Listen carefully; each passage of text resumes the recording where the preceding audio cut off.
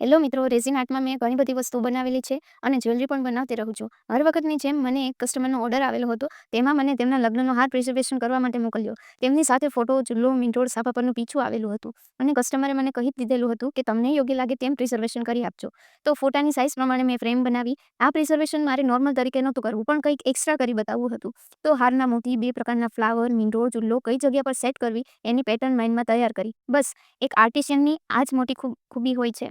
Resin આર્ટમાં pattern તૈયાર કરવાની આવડત ખૂબ જ જરૂરી છે અને એક આર્ટિસ્ટ એ પણ જોઈ શકે છે કે બનાવ્યા પછી એ કેવું લાગશે. અને એમાં પણ જ્યાં સુધી ઓર્ડર પૂરો ન થાય ત્યાં સુધી હું કસ્ટમરને સજેસ્ટ કરતી રહું છું. આ ફ્રેમ ફોટાની સાઇઝ પ્રમાણે તેમાં રેઝિનના 5 થી 6 લેયર અને 4 થી 5 દિવસમાં તૈયાર થઈ.